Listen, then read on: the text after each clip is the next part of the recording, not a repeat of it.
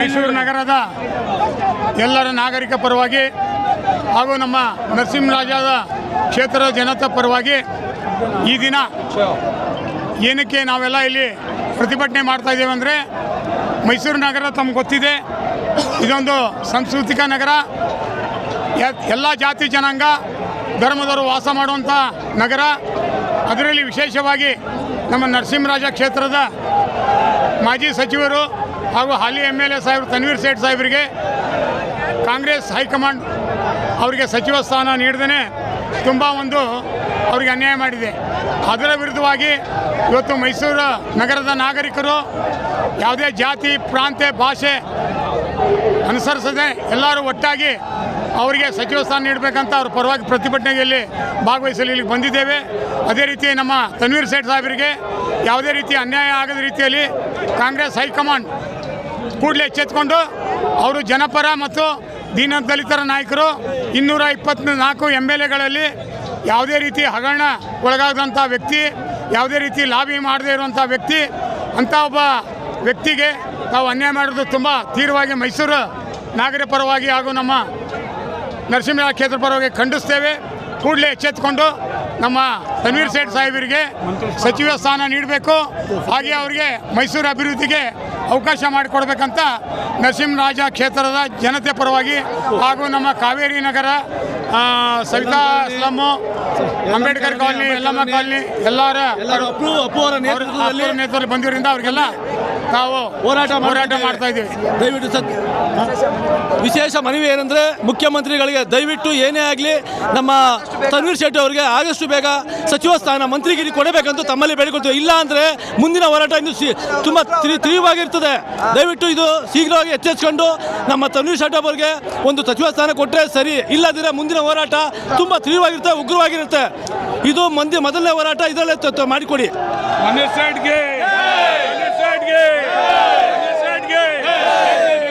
ಬೇಕೇ ಬೇಕು, ಬೇಕೇ ಬೇಕು, ಬೇಕೇ ಬೇಕು.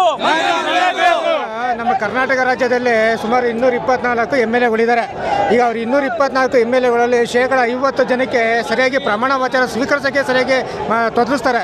ಅಂಥದ್ರಲ್ಲಿ ನಮ್ಮ ಶ್ರೀಯುತ ತನ್ವೀರ್ ಸೇಠ್ ಸಾಹೇಬ್ರವರು ಒಂದು ಶಿಕ್ಷಣ ಮಂತ್ರಿ ಕೊಟ್ಟರೆ ಅವ್ರು ಹೆಂಗೆ ಶಿಕ್ಷಣ ಕ್ಷೇತ್ರನ ಅಭಿವೃದ್ಧಿ ಮಾಡ್ತಾರೆ ಅಂತ ನಾವೀಗ ಆಲ್ರೆಡಿ ನೋಡ್ತಾ ಇದ್ದೀವಿ. ಈಗ ನಮ್ಮ ನರಸಿಂಹರಾಜ ಕ್ಷೇತ್ರದಲ್ಲಿ ಇರ್ತಕ್ಕಂಥ ಸರ್ಕಾರಿ ಶಾಲೆಗಳನ್ನು ಹೇಗೆ ಅಭಿವೃದ್ಧಿ ಮಾಡಿದ್ದಾರೆ ಅಂತಂದರೆ, ಕೆಲವರು ಬಂದು ನೋಡಬೇಕು, ಯಾವ್ಯಾರು ಸಚಿವ ಸ್ಥಾನ ತಗೊಂಡಿದ್ದಾರಲ್ಲ ಈಗ ದುಡ್ಡು ಕೊಟ್ಬಿಟ್ಟು ಅವರೆಲ್ಲ ಬಂದು ನಮ್ಮ ಏರಿಯಾಗಳಲ್ಲಿ ನಮ್ಮ NR ಕ್ಷೇತ್ರದಲ್ಲಿ ಸರ್ಕಾರಿ ಶಾಲೆಗಳು ಹೆಂಗೆ ಅಭಿವೃದ್ಧಿ ಮಾಡಿದ್ದಾರೆ, ವಿತೌಟ್ ಸರ್ಕಾರದ ಅನುದಾನ ಪಡೆದಿದ್ದಾರೆ.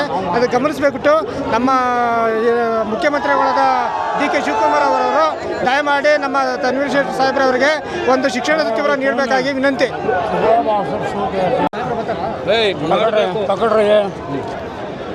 ಈಗ ನೋಡಿ, ಇಲ್ಲಿ ಎಲ್ಲ ಬಂದಿರೋದು ಸಾಹೇಬ್ರಿ ಅಭಿಮಾನಿಗಳು ಹಾಗೂ ಸಾಹೇಬರು ಏನು ಕೆಲಸ ಮಾಡಿ ನೋಡಿ ಎಲ್ಲ ಜನಾಂಗದವ್ರು ಬಂದವ್ರೆ, ಹಿಂದೂ, ಕ್ರಿಶ್ಚಿಯನ್, ಮುಸ್ಲಿಮ್ಸ್ ಎಲ್ಲ ಅವರು. ನಮ್ಮ ಸಾಹೇಬರು ಜನನಾಯಕ. ಇನ್ನೊಂದು ಮಾತು ಏನಂದರೆ, ನಮ್ಮ ಸಾಹೇಬ್ರಿಗೆ ಮಂತ್ರಿ ಸ್ಥಾನ ಕೊಡಬೇಕಾಗಿತ್ತು. ಈಗ TV ಒಳಗೆ ನಾವು ನೋಡಿದ್ದೀವಿ, ಕಾಂಗ್ರೆಸ್ ಪಕ್ಷದವರು ಸಾಹೇಬ್ರಿಗೆ ಮಂತ್ರಿ ಸ್ಥಾನ ಕೊಡಲಿಲ್ಲ. ಅದೇ ನೋಡಿ ಪ್ರತಾಪ್ ಸಿಂಹ ಅವರು, ತನ್ವೀರ್ ಸೇಠ್ ಅವರು ಒಳ್ಳೆ ವ್ಯಕ್ತಿ, ಅವ್ರಿಗೆ ಸ್ಥಾನ ಕೊಡಬೇಕಾಗಿತ್ತು ಅಂತ ಹೇಳೋರೆ. ನಮ್ಗೆ ಭಾಳ ಖುಷಿ ಆಗ್ತದೆ. ನಮ್ಮ ಸರ್ಕಾರ ಇದ್ದು 6 ಸತಿ ಗೆದ್ದಿರೋದು ಮಂತ್ರಿಗೆ. ಆಮೇಲೆ ವಿದೌಟ್ ಕರಪ್ಟು ಏನು ಹಗರಣ ನಮ್ಮ ಸಾಹೇಬರು ಮಾಡಿಲ್ಲ, ಅಂಥದ್ದವ್ರಿಗೆ ಕೊಟ್ಟಿಲ್ಲ. ಯಾರ್ಯಾರಿಗೂ ಮಂತ್ರಿ ಸ್ಥಾನ ಕೊಟ್ಟು ಯಾರ್ಯಾರೋ ಏನೇನೋ ಹೇಳ್ತಾವ್ರೆ, ಸೂಟ್ ಕೇಸ್ ಕೊಟ್ಟವ್ರೆ, ಅದು ಕೊಟ್ಟವ್ರೆ ಅಂದರೆ ಅದೆಲ್ಲ ನಮ್ಗೆ ಬೇಡಿಯೋದು. ನಮ್ಮ ಸಾಹೇಬರು ಯಾವುದೂ ಹಗರಣ ಮಾಡಿಲ್ಲ. ಅವರು ಒಳ್ಳೆ ವ್ಯಕ್ತಿ, ಅವ್ರು ಬಡವ್ರ ಪರವಾಗಿ ನಿಂತ್ಕೊಳ್ಳೋದು ವ್ಯಕ್ತಿ ಅವರು. ನಾವೇನು ಕೇಳ್ಕೊತೀವಿ ಅಂದರೆ ಹೈಕಮಾಂಡ್ಗೆ, ನಾಳೆ ನಾಳಿದಂತ ಇಲ್ಲ, ಸಾಹೇಬರಿಗೆ ಮಂತ್ರಿ ಸ್ಥಾನ ಕೊಳ್ಳೇಬೇಕು. ಮೈಸೂರು ಡಿಸ್ಟ್ರಿಕ್ಟಲ್ಲಿ ಒಬ್ಬರು ಸಿದ್ದರಾಮಯ್ಯ ಅವ್ರ ಮಗನ ಕೊಟ್ಟವ್ರೆ, ಇನ್ನೊಬ್ಬರು ಕೊಡಬೇಕಂದ್ರೆ ಅದು ತನ್ವೀರ್ ಸೇಠ್ ಸಾಹೇಬ್ರಿಗೆ ಕೊಳ್ಳೇಬೇಕು. ಲಾಸ್ಟ್ ಟೈಮು ಸಾಹೇಬರು ಮಂತ್ರಿ ಆಗಿದ್ದರು, ಶಿಕ್ಷಣ ಮಂತ್ರಿ ಆಗಿದ್ದು. ಎಷ್ಟು ಒಳ್ಳೆ ಕೆಲಸ ಮಾಡೋರು ಅಂತ ಹೇಳ್ಬಿಟ್ಟು ನೀವು ಬೇಕಂದರೆ ಶಾಲೆಯಲ್ಲಿ ಎಲ್ಲ ಪೂರ್ತಿ ಕರ್ನಾಟಕ ರಾಜ್ಯದಲ್ಲಿ ಟೀಚರ್ಸ್ಗಳಿಗೆ ಕೇಳಿದ್ರೆ ಸಾಹೇಬ್ರ ಬಗ್ಗೆ ಹೇಳ್ತಾರೆ. ಯಾರ್ಯಾರ್ದೋ ಮಾತು ಕೇಳ್ಬಿಟ್ಟು ಮಂತ್ರಿ ಸ್ಥಾನ ಕೊಟ್ಟಿಲ್ಲ ಅಂದರೆ ಇದು ನ್ಯಾಯ ಇಲ್ಲ. ಇದು ಫಸ್ಟು ಹೋರಾಟ ಮಾಡ್ತಿರೋ ಸಾಹೇಬ್ರ ಅಭಿಮಾನಿಗಳು, ಕಾರ್ಯಕರ್ತರು ಎಲ್ಲ. ಇದು ಇನ್ಮೇಲೆ ಮಂತ್ರಿ ಸ್ಥಾನ ಕೊಟ್ಟಿಲ್ಲ ಅಂದರೆ ಇನ್ನೂ ಹೆಚ್ಚಾಗಿ ನಾವು ಅಂದರೆ ಪ್ರೊಟೆಸ್ಟ್ ಮಾಡಿ ಗಲಾಟೆ ಅಂದರೆ ಏನೂ ತೊಂದರೆ ಕೊಡೋಲ್ಲ ಯಾರಿಗೂ. ಈ ಥರ ನಾವು ಪ್ರತಿಭಟನೆ ಮಾಡ್ತೀವಿ, ಹೋರಾಟ ಮಾಡ್ತೀವಿ ಅಂತ ನಾನು ಹೈಕಮಾಂಡ್ಗೂ KPCC ಅವ್ರಿಗೆ ಹೇಳ್ತೀವಿ. ಇನ್ನೂ ಒಂದು ಮಾತು, ನಾವು ಚಿಕ್ಕ ಹುಡುಗರು, ನಾವು ಕೇಳಿದ್ದೀವಿ 1974 ಕಾಂಗ್ರೆಸ್ ಪಕ್ಷ ನಿಷ್ಠ ಆಗಿತ್ತಂತೆ. ಆ ಟೈಮಲ್ಲಿ ಕರ್ಕೊಬಂದು ಕಾಂಗ್ರೆಸ್ಗೆ ಬೆಳೆಸಿದ್ದು ಯಾರಂದರೆ ತನ್ವೀರ್ ಸೇಠ್ ಸಾಹೇಬರು, ತಂದೆ ಹುಲಿ ಅಜಿತ್ ಸೇಠ್ ಸಾಹೇಬರು ಕಾಂಗ್ರೆಸ್ಗೆ ಬೆಳೆಸಿದ್ದು. ಅಂಥದ್ದವರು ಉಳಿಸಿದ ಪಕ್ಷದ್ದು ಅಜಿತ್ ಸೇಠ್ ಸಾಹೇಬರು ಮಗನಿಗೆ ಸ್ಥಾನ ಕೊಟ್ಟಿಲ್ಲ ಅಂದರೆ ಎಂಥದ್ದು ನ್ಯಾಯ ಇದು? ಕಾಂಗ್ರೆಸ್ ಪಕ್ಷ ಮಾಡಿರೋದು ಇದು ದುಡಿಮೆ. ಇದು ಸಾಹೇಬರಿಗೆ ಮಂತ್ರಿ ಸ್ಥಾನ ಕೊಳ್ಳೇಬೇಕು ಅಂತ ನಾವು ಇದು ಮಾಡ್ತೀವಿ.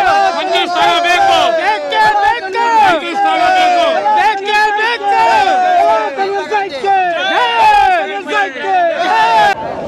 ಭಾಳ ಅವ್ರ ತಂದೆಯವರಾದಂಥ ದಿವಂಗತ ಅಜಿತ್ ಶೇಟ್ ಸಾಹೇಬರು ಇಂದಿರಾ ಗಾಂಧಿಯವ್ರ ಹತ್ರ ಇದ್ದಾಗ ಅವರು ಇಲ್ಲೇ ಕೂತು MP ಆಗಿ ಧಾರವಾಡದಲ್ಲಿ ಗೆದ್ದಿದ್ರು.